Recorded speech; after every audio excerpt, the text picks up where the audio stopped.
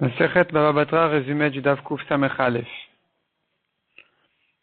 La Gemara continue à traiter la marloquette entre Ravuna et Rabbi Irmia concernant un get mekushar, un shtar qu'on plie chaque ligne, on les coud, on coud chaque ligne, il est cousu, plié cousu, les témoins signent au dos du shtar dans ce shtar-là, et simplement nous avons une marloquette, est-ce qu'ils signent derrière les blancs ou derrière l'écriture? Selon Ravuna, derrière les blancs, parce qu'on saute une ligne sur deux, et on plie et on les coud. Et c'est là-bas que les témoins signent au dos du shtar. Selon Rabbi Irmia, ils signent derrière l'écriture même.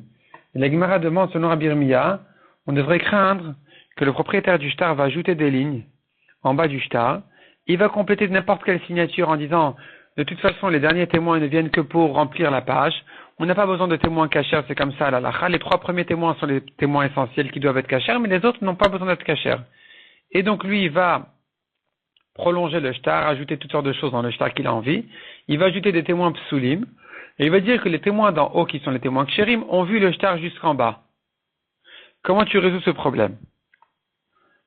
Répond la Gemara, en fait, les témoins, ils témoignent pas dans la largeur de droite à gauche au dos du shtar. Ils témoignent sur la longueur du shtar, du bas vers le haut.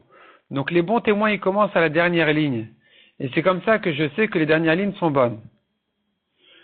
Et donc, comme ça, il témoigne, il signe du bas vers le haut. Et donc, le shtar, il devient entièrement kasher. La Gemara dit, mais attends, on a un autre problème. Si c'est comme ça, le propriétaire du shtar, s'il y a dans la dernière ligne quelque chose, des conditions qui ne sont pas à son avantage, des conditions qu'il n'aime pas, il va couper la dernière ligne du shtar. Il va perdre le nom du témoin de la signature. S'il a écrit Reuven Ben Yaakov Ed, il va couper Reuven. Il va rester plus que Ben Yaakov Ed. Et c'est kasher aussi, parce que Ben Yaakov Ed, c'est aussi kasher. Répond la Gemara, il s'agit que derrière la dernière ligne, c'est écrit Reuven Ben. Et sur l'avant-dernière ligne, c'est écrit Yaakov Ed. Ou bien Yaakov tout court.